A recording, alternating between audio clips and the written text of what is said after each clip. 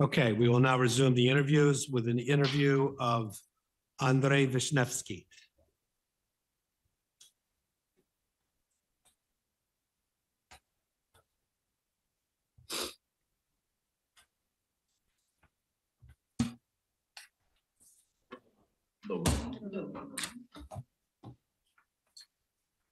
Доброго ранку, пане Андрій. Good morning, Mr. Andrey.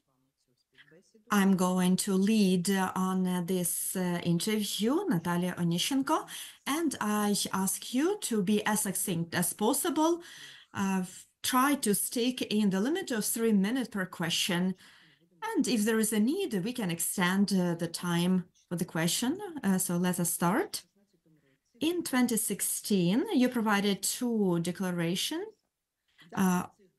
And from the data of this declaration,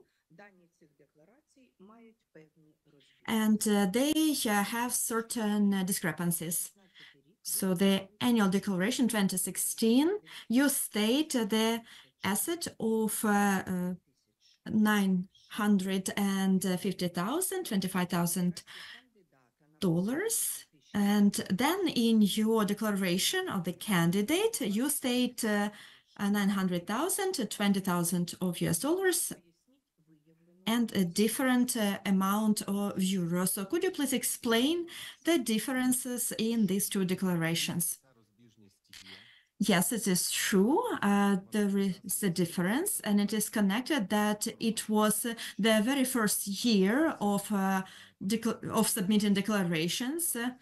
We submitted for the first time in 2017 for 2016, and I can assume, analyzing my situation, my next declarations, most probably when I provided this declaration in April so the declaration for candidate declaration in April 2017, I stated their current amounts. So most probably certain amount had been spent, and I got confused that I needed to show these assets as of December 31st of 2016, and I provided my written clarification. And if you look at my next declaration, then I stated the same amounts, and which confirms my assumption that I just showed the amount not as if of December 31st, 2016, but as of the day of submitting declarations. Then I usually save up, so I save that big amount, and so I can explain these discrepancies due to lack of experience of how to declare assets properly, as it was my first experience. Thank you very much for your answer, and I would like to state that we are going to talk about different areas of your life. Could you please tell us? Were you on military registry before 2022? Yes, of course. It was the place of my registration, the city of Kharkiv.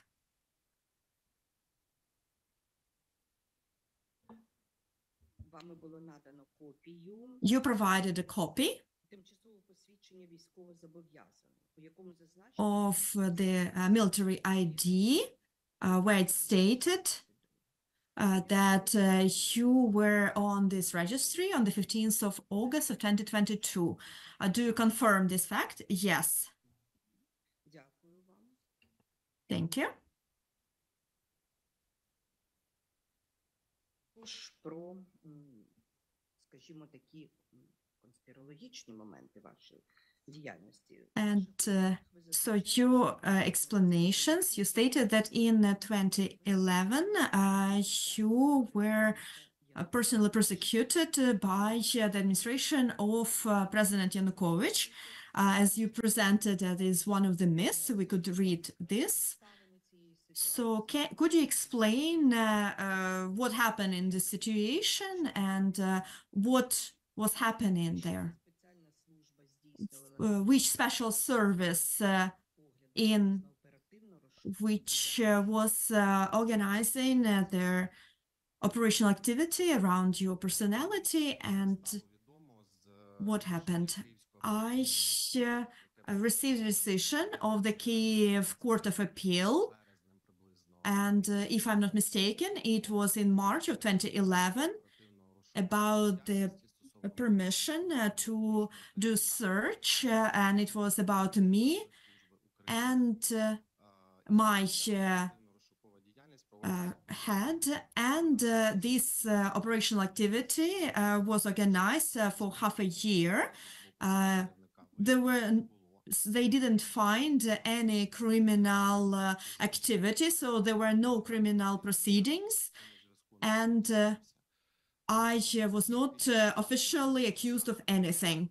And as far as I understand, that our team was not comfortable, as we were a black sheep for that political environment, and that as we were trying to promote actively the reform of public service, and we also developed the plan, and it was according to the plan which was approved by President Yushchenko. And so there was this direction of pressure, so that we were not so active in promoting that reform, and that was a hint that it was time for us to leave these positions. And so there were certain activities which were public. There were audits of the center of the state service, and also the public service. And as far as I understand, all these activities were conducted by SBU. And it's not like some conspiracy theory. Probably I was not supposed to know about this, but some people provided me the copy of this court decision. It was very unpleasant experience. It was the only experience in my biography, but thankfully it didn't lead to anything, and it couldn't lead to anything, but I had to leave my current position then. And you state that kind people helped you, so you had some kind people around you at the time. Yeah, the world is not that bad. I believe in that. How would you describe your relationship with other public officials? Can you state that you had certain conflicts with people at some positions? Could you please clarify this question? Do you mean specific people at specific positions, maybe during certain time? Let's discuss.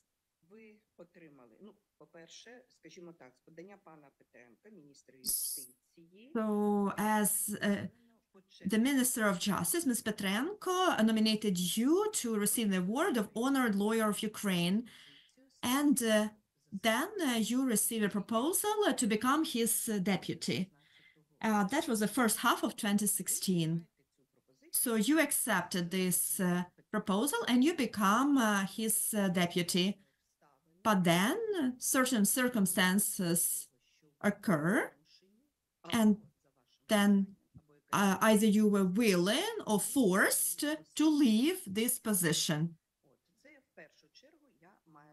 So that's what I meant in the first place, and then we can discuss the second part of this question. Thank you very much for this clarification. First, I would like to state that I'm not prone to conflict. I'm a tolerant person. I respect human dignity, and I respect myself and other people. So I cannot state that at some point I had conflict with people on some important positions. So any. people, I cannot remember any situation which I could describe as conflict to my understanding, whether we are talking about personal conflict or any other type of conflict. But I am a person of principles, and any common activity or any agreements with other people, including people and top positions, they are limited by my values and principles, and I'm not ready to cross certain boundaries. So I don't see any controversy in this situation, that at first he nominated me on this award, and then he offered to become his deputy, and then that I left this position. I was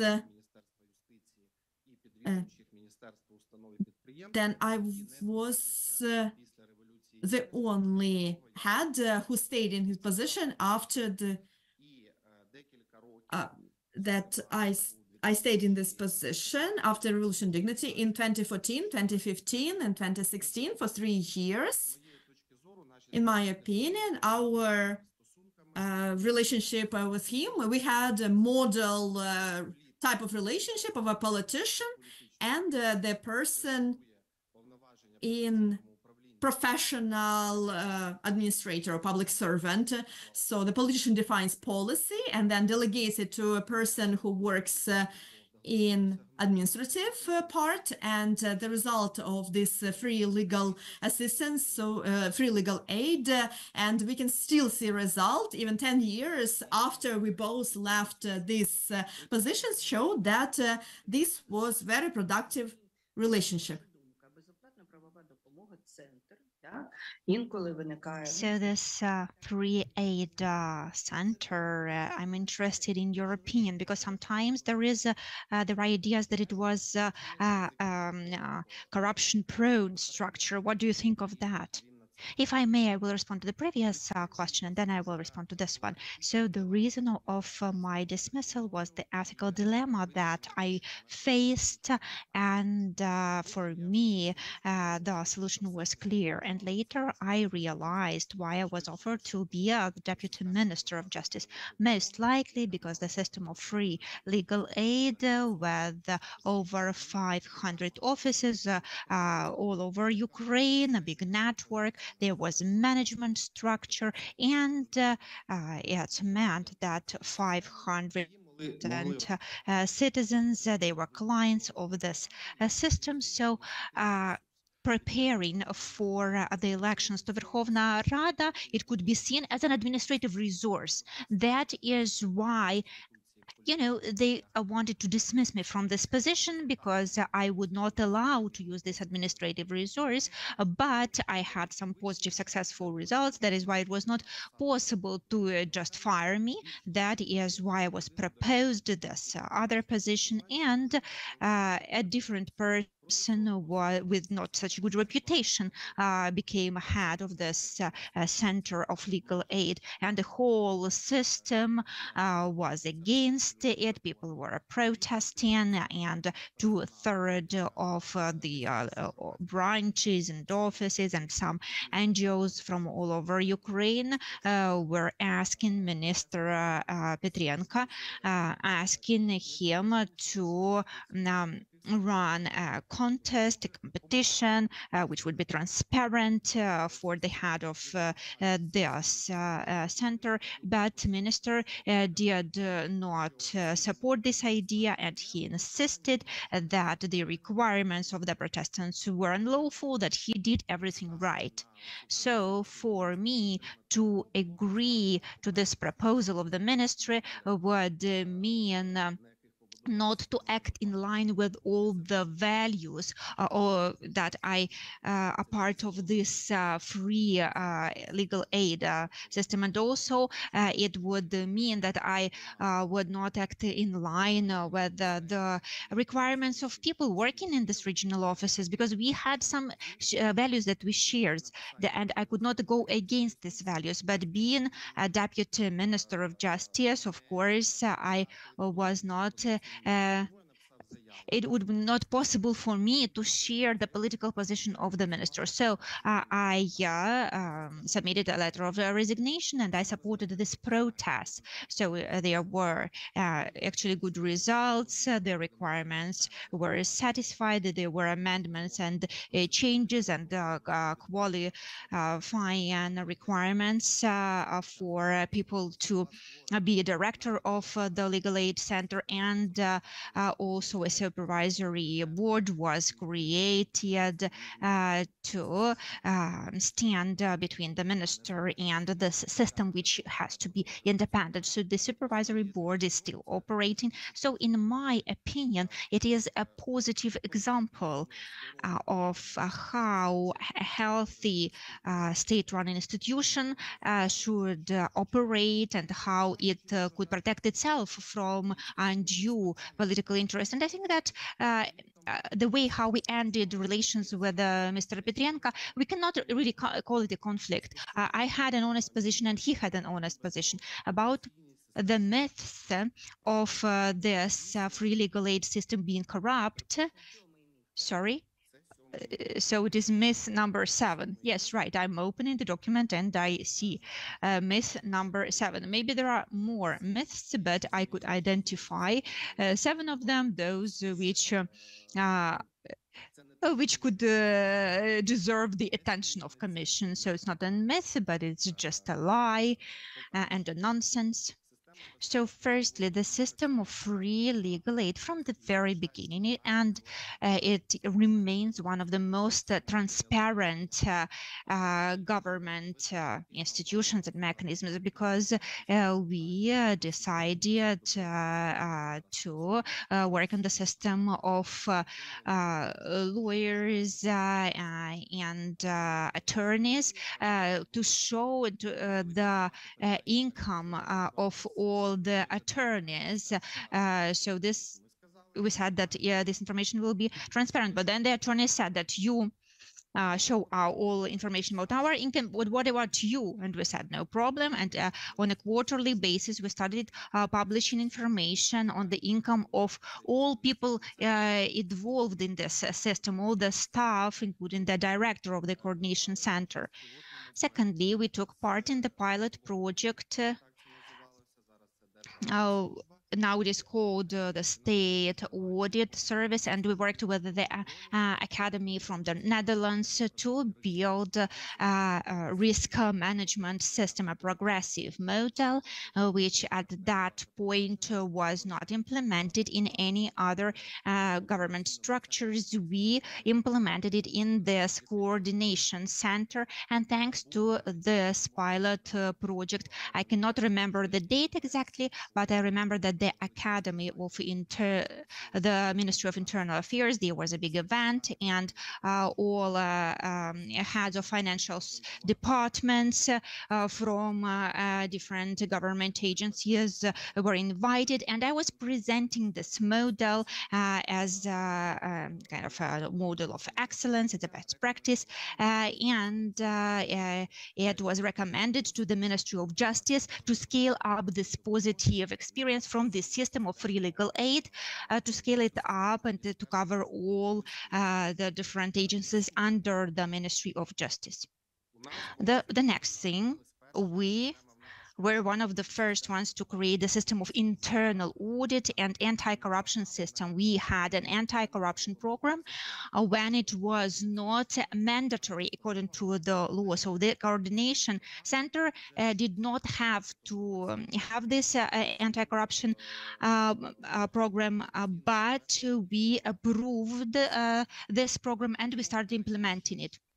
And the other thing, 6 months before it became mandatory, we started using the Prozora mechanism for procurement. And also we had a lower threshold because according to the law, the procurements of over 200,000 had to go through Prozora, and our threshold was just 3,000 hryvnias. Why? Because all the branches, they were the budget holders, and they were all doing their procurement. So using this procurement system Prozora could give good savings, and the report of the account chamber showed that there were 11% and 40% of procurement of 500,000 and 700,000 hryvnias for different components because of using this Prozora mechanism. So that's all, because I can talk a lot about it. Okay, so you resigned from NASCP. Let us talk about your relations with Alexander Novikov. Could you please tell what happened there? But I want to remind you about the time limits. Thank you, Natalia. So the situation was quite surprising for me, and it is still not clear. And now I have a court a case with the National Agency for Prevention of Corruption, and also there is a case like dismissal on personal grounds. That is the case that I brought to the court, because I consider that I was dismissed unlawfully with the violations of the legal framework, and now this case is considered in court. So I think that there were some personal grounds due to several factors, and I do not know actually, because there is secrecy of investigation, so I'm not sure if I can share some information publicly, because investigation is still ongoing. So if you allow, I will not go too much into detail. No, of course, we don't want to violate the law. So if you have to keep some information secret, do it.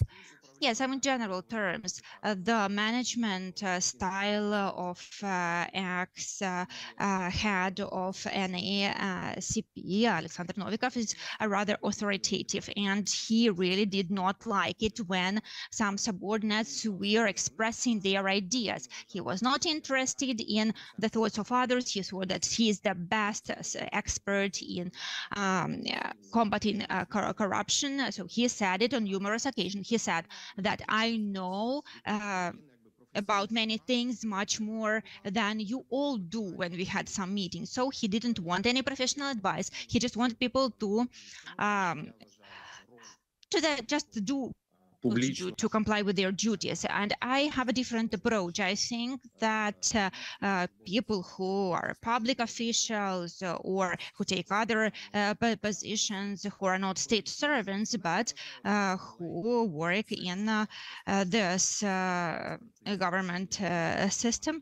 And I think that it is important for staff members to inform their supervisor about the problems, about possible solutions, advantages or disadvantages of this or that solution, and then the supervisor, the manager, should make a decision. And when the decision is made, of course, everybody should act in line with it. So this is the approach I use everywhere, also in NACP as well. That's the first thing. And the other reason, I think, is my position about certain functions of the National Agency on Corruption Prevention, and which are not based on the proper ground. I think about the portal on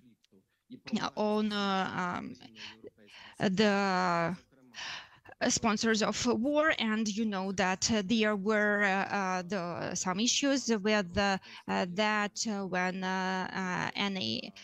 NACP included some companies as sponsors of war, and some countries from the European Union blocked a decision on the 11th package of sanctions against the Russian Federation, and on aid, also military aid to Ukraine on €500 million. It was in June last year before my dismissal, and I was responsible for international cooperation in the national agencies. So together with Artem Sitnik, because Novikov was on a business trip, I had to somehow deal with that because there was a special person coming from EU, the person responsible for sanction policies, and we had the Ministry of External Affairs, Foreign Affairs, and the ambassador were involved in this process to unblock the decision on this 11th package of support. But I think that it was a political issue. I would not want to give any assessment to the idea of international sponsors of war to evaluate this idea at all. I think that Ukraine should try to make the life difficult for all those who cooperate with Russia. Yes, but I mean, what are the functions of the National Agency on Corruption Prevention here? Okay, thank you. Let us talk about the other thing. So Svetlana Matvienko, your cohabitant, her income. So according to some certain data, the sum of her income is over 3 million hryvnias, but in your declaration, you stated that it's 2,800,000, $47,000 which and an amount in euro, which is more than the official income of Ms. Matvienko. So could you please explain the origin of income? So how did she acquire these savings that are stated in your declaration? And if it's possible to give documents to confirm it. So if I may, I would like to call Svetlana my partner, not my cohabitant, if I may. And unfortunately, the information that you stated is not quite true. So the income of Svetlana Matvienko since 2004 to 2023 are much more than her savings and her expenses for this period. And I think that those people who were calculating these sums for the commission, maybe they did not take into account the change in exchange rates. Maybe just calculations were made in hryvnias, and that was the issue. Because I have here information from the tax register for physical persons as of 5th July 2023, since 1998. So the income of Svetlana Matvienko is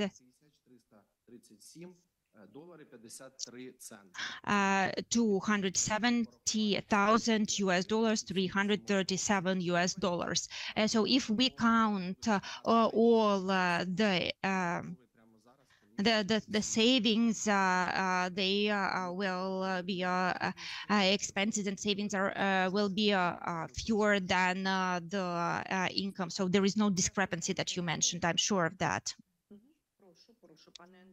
Andriy, you had a question. So I wanted to ask, so in this explanation, you presume that all the money were exchanged for dollars. So do you think that it is correct, because you think that exchange rates should be accounted for? But no, I did not presume that money is exchanged into dollars, but in my declaration, for example, I state the asset of Ms. Matvienko as 2,800,000. And this is, for example, to show her rights in the apartment in which she invested at the moment of construction. So if we take this sum in hryvnias now, it will be fewer, but it is $100,000 if we take it in dollars. But the economy, it is linked in this or that way to foreign exchange rate. So I think that it would be more correct to count both income and expenses and savings. So looking at the exchange rate at the date of getting some income or making some expenses, that would be the right approach. Okay, let us continue. So let's talk now about your property. So after you moved from Kharkiv, and it was 2001 actually. So you purchased your first home. It was in 2002, so it was your money, the money of your parents and your grandmother. So you procured your first home. And what are the origins of these funds? Yes, I purchased my first home in Kiev in 2002. I don't remember the month. I think it was late summer or early fall. It was in Podil. Yes, right, in Podil. And your other apartments are also in Podil district of Kiev. Well, I had two of them. Now I have none because I sold one of the apartments. Then I purchased a bigger apartment using this money from the sale. And then in 2012, as I explained, I had to present this apartment to my mother during this process of persecution and this operational search activities and persecution of Yanukovych. So I wanted to safeguard this apartment, so to protect it, not to make sure that it's not confiscated, not something happens with them. I presented this apartment to my mother, and it is owned by my mother. It is a 3-bedroom apartment, yes, and both apartments are in the same building at Podil. So the sources of funds. So again, I will state amounts in dollars, not because I don't use national currency, but because if I name the amount in hryvnia, it will not be correct now. As far as I remember, then in summer of 2002, it was around $18,000. So assistance of grandmother and parents was about 1,000 each. It was more symbolic assistance to support their only child and only grandchild in this very important event. But the majority of the funds, this was my money. I sold my car, Audi, and as far as I remember, it cost around $6,000.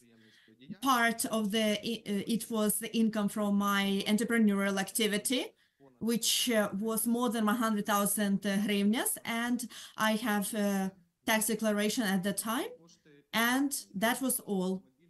I don't have any confirmation about selling my car. I don't have any documents 20 years later, but all my income about entrepreneurial activity, which I was doing since 2001, I was doing it for 16 years, and there are certain myths whether it is possible to have any property if you work in public service. On the one hand, yes, in one way or another, I work for the state, but only for 5 years out of all the years, I was in the position which was political or as a public servant, where I have limitations about entrepreneurial activity. All other years, I was an entrepreneur. Of course, I worked more or less depending on how busy my position was. For example, when I worked on free legal aid, I couldn't work much, but I had contracts and I could devote in the evening or at the weekends because the state salary was not very high. But from 2001 till 2008, this was the period when I officially made the majority of my income. I have all the tax declaration about this income. I paid all the taxes. I have also all the documents here with me, and I'm ready to provide this document to the Commission. Could you tell us? Maybe I missed this. So what was the cost of the first apartment? I provided that in written explanations. Let me go back to the documents. I only need to remember because in 2006, nobody thought even about official declaration. So, of course, about that period, I did not collect every document. Now I keep every receipt of my expenses. But if I remember correctly, that was $80,000. I think that you should not be surprised about 18,000 and 80,000 between 2002 and 2006. If you analyze the market and dynamic of real estate in Ukraine, I even provided some links about the market analysis. So the prices were gradually going up from 2002 to 2006. That was a peak of prices for real estate, even from the middle of the year till the end of the year, as I read some review. So that was a 70% increase of prices, and I remember this really well because I couldn't catch up. I tried to sell a one-room apartment and buy three-room apartment, and prices were growing constantly. The only thing that helped that the price of the apartment that I was selling was going up as well. And of course, it was only partly helpful because I needed to add additional amount as well. So if I answer your specific question, that was around $80,000. Дякую. Скажіть, будь ласка, ваші батьки також придбали двокімнатну квартиру? Did your parents buy a two-room apartment around that time? Yes and no. Yes, my parents bought an apartment with, if I'm not mistaken, 56 square meters, but it was much later. They bought it at the end of 2015. It was connected to that after the Revolution of Dignity, when there was the invasion of the Russian Federation in Donbass and Crimea in 2014, we were almost sure that, to our greatest regret, the war would spread, and Kharkiv, which is 30 kilometers away from the border of Russia, that it could be under attack or occupied. So thankfully it never happened, but you know in what situation Kharkiv was. So then we had a family council, we discussed that, and we decided that it was time to prepare, and maybe they would need to evacuate from Kharkiv if there was a need. Therefore, my parents, I provided them some amount of funds. I don't remember exactly what my percentage was. I think I provided that in written explanation. The majority of funds, this was their amount. They sold their three-room apartment in Kharkiv, and they received this apartment in the 70s. Then they privatized it in the 90s, so they sold it. And my mother sold part of the house in Kharkiv, which she had inherited from her mother and brother. Plus, they had their own savings from previous years. Plus, my mother, from 2009, if I'm not mistaken, till 2015, she was an entrepreneur. And she provided consultations in real estate. She was registered as a private entrepreneur.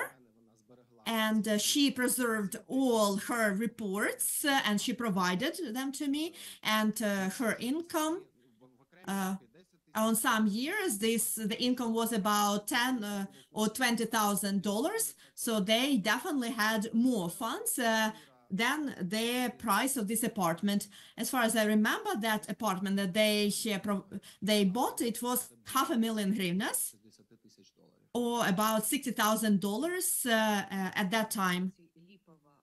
And the house at what can you tell us about this real estate?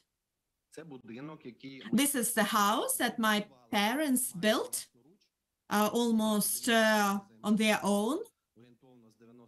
They started in 1993 until 2003. So they started to use it in 1998, and I provided the commission all the necessary documents.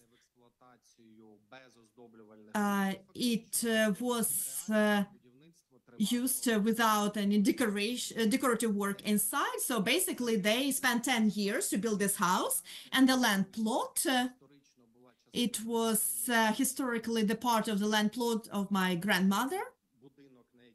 And then the house, the part which belongs to me since 1979 is... So when my parents bought their house next to mine, so the land plot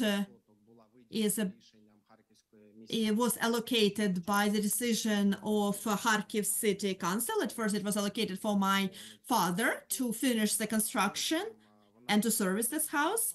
After that, it was privatized by my father. He used this right for privatization.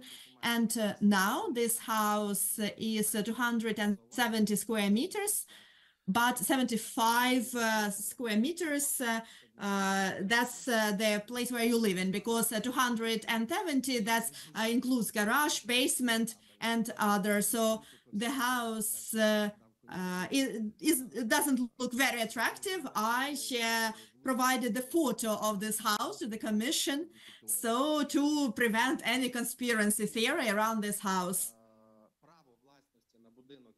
So the right of ownership for this house, my father received in 2013 because there was a new law, and there was the system of state registration. Then we came to the state registry, and using the original documents, the certificate of the house and land plot, we just included that into the registry. That's why maybe it can be confusing that it looks like it was only registered in 2013. Andriy? Madam Commissioner, I'm just wondering if I'm looking at the time, and I'm wondering where you are in your questioning, how many more questions you have, because I know we have at least 2 questions from another commissioner. А це не працює, я перепрошую.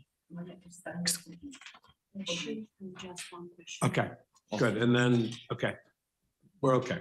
Go ahead. Прошу. У мене запитання таке. My question is the following. On the 5th of May,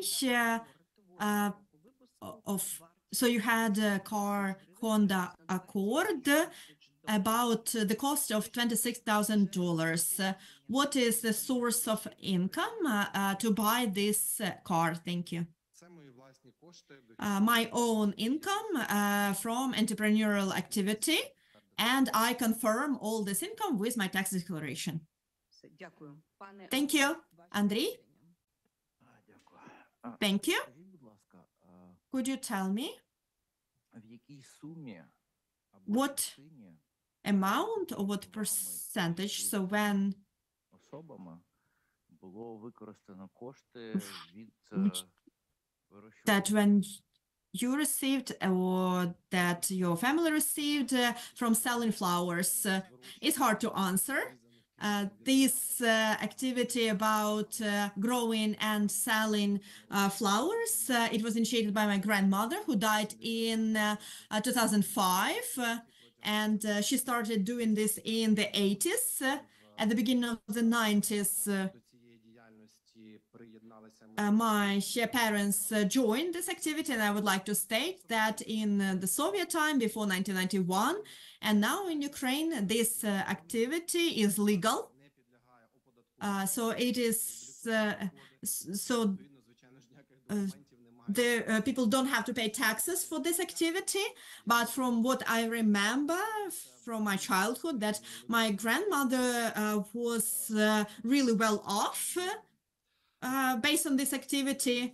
For example, in 1990, Купити собі she decided to buy a country house, and she could afford it in Vilhivka village in Kharkiv district, Kharkiv region, which was under occupation 2022. Then she sold this house. So this was a person who could afford many things, but she worked very hard. The same that in Sberbank of the Soviet bank, she lost a lot of money, and this was the income from selling flowers. And also my parents, they had some money and they used this money to build the house. And of course, they preserved some savings. And to answer one of your previous questions, that my parents also sold a country house in village Fedorivka in Volchanev district in Kharkiv region. And this money was used to buy an apartment or something else. продажу першої квартири не зберігся. So you don't have their contract, the document Принаймні пам'ятаю of selling the first apartment. нотаріуса, його Do you remember the notary who notified? I remember the district, but of course I don't remember the surname of the notary.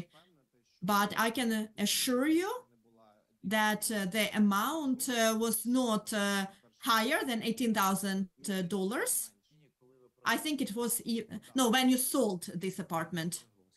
No, I remember more or less where it happened, but unfortunately I did not preserve the documents. Чи можете назвати фабулу розслідування So can you describe the investigation НСРД стосовно вас where what was the case з that суду?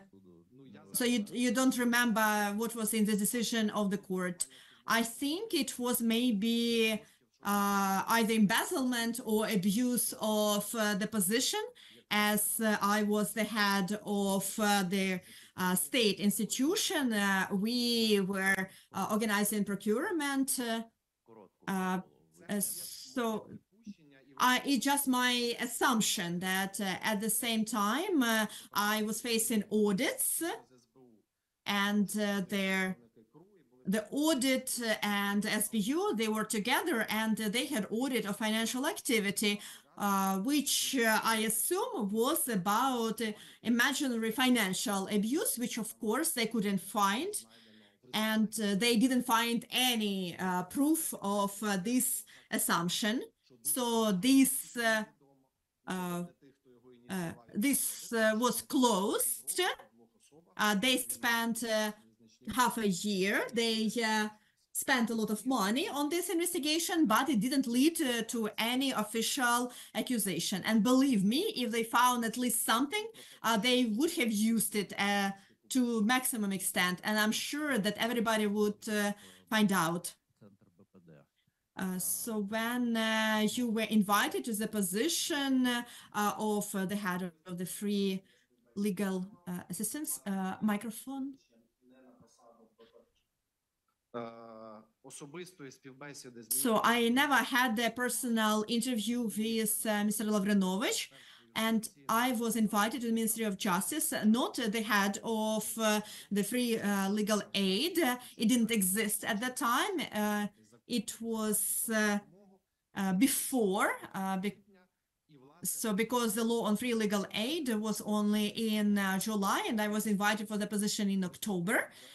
And as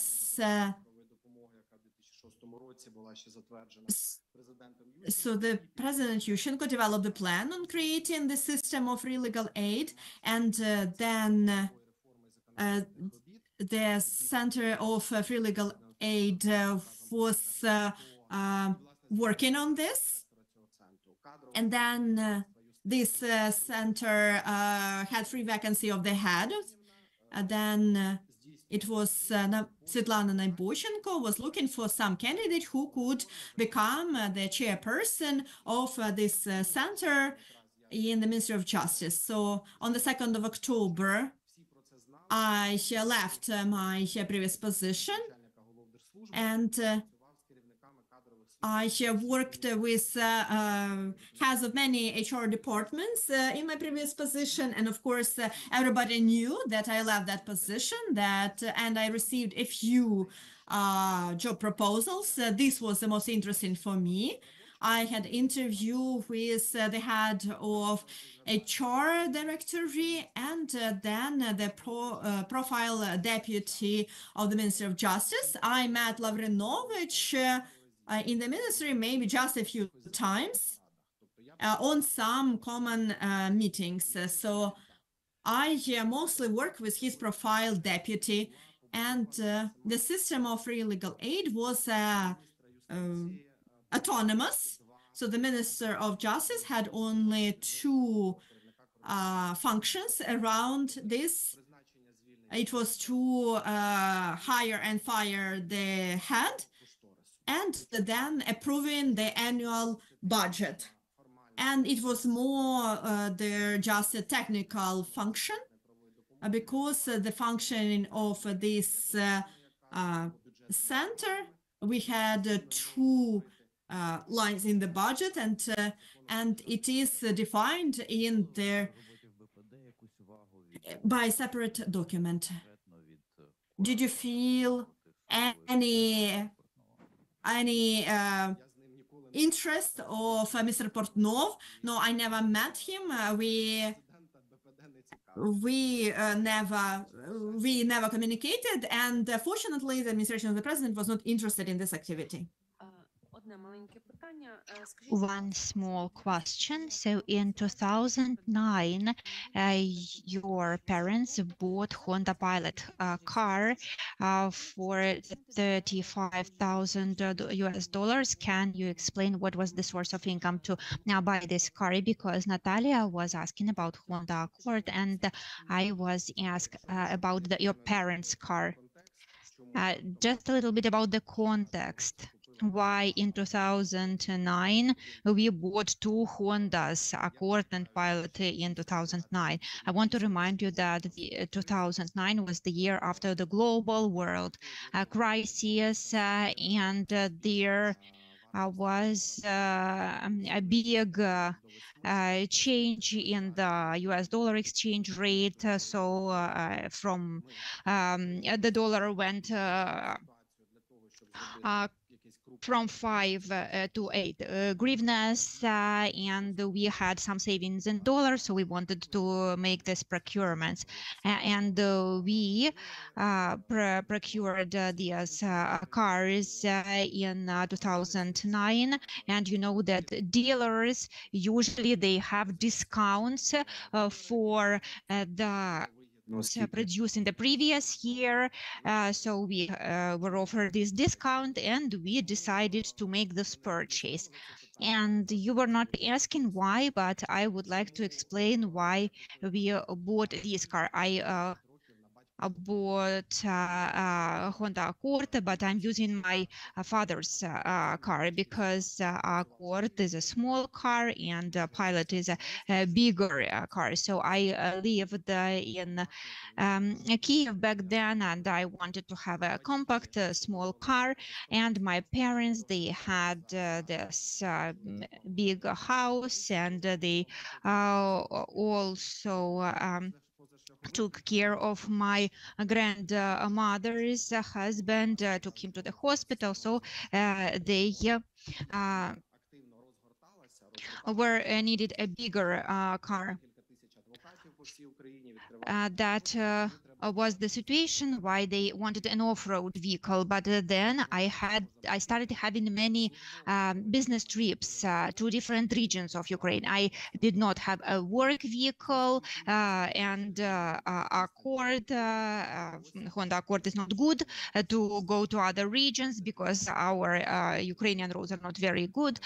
So that is why I wanted to chose to use this off-road vehicle, and I used it to go to more than 50 cities and towns, some of them 3 times. And of course, I covered all the costs for fuel and for depreciation from my own income. And about the sources of funds from entrepreneurial activities of my mother, because she started her entrepreneurial activities in January, and we bought the vehicle in May. So there was some money that she earned, and about $10,000. It was my money that I gave my parents just to help them. And my father sold 2 of his old cars, was produced in 1984, and Audi produced in 1987, I think. So they were 2 old cars, and they got about $5,000 or $6,000 for selling these 2 cars. Also, my parents had some savings, and my father also inherited some money from my grandmother, his mother. And also we had an agreement with my father, so he refused his share in the house. So I inherited the house, and I refused the part of the cash. So he inherited the cash, the money.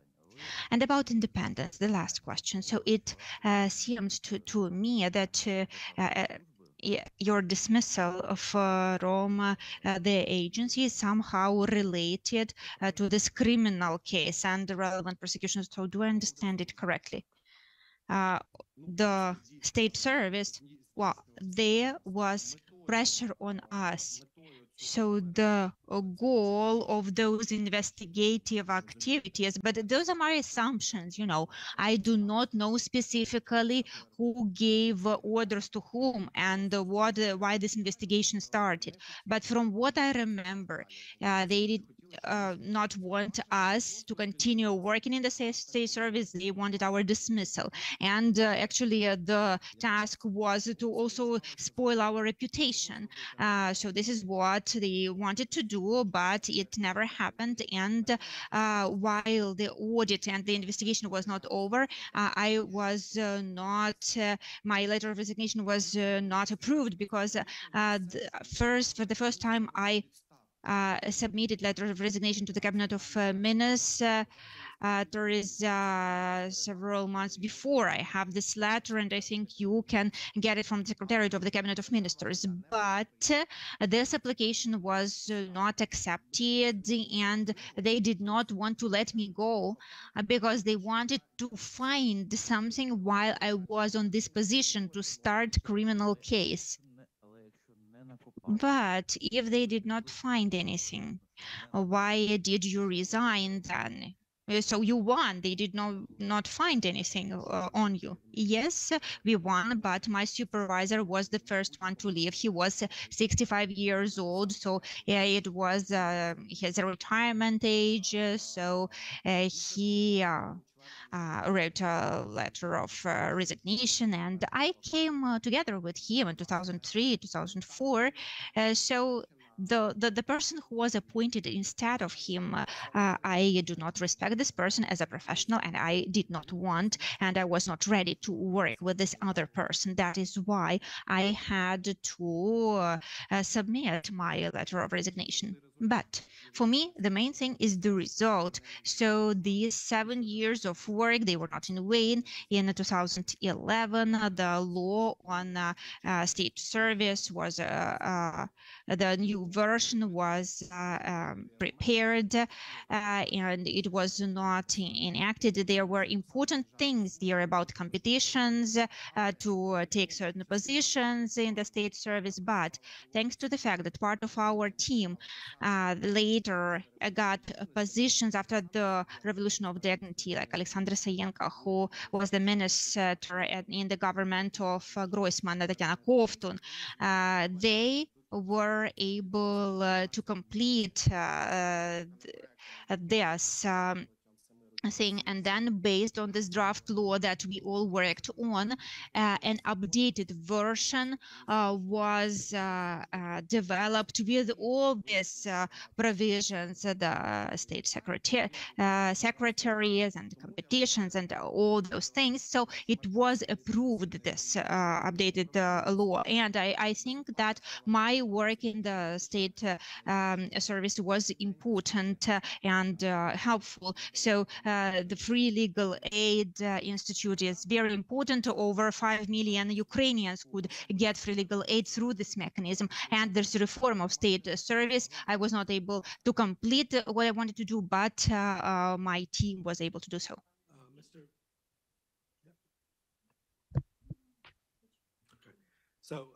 Mr. Vishnevsky, Пане Вишневський, дякую. now concluded. And we're going to, again, thank you for your time and effort and explanations to all these very important questions. We will now take, I think, fellow commissioners, a 5-minute break before the next interview so we can stretch our legs. And thank you again, sir. Дякую.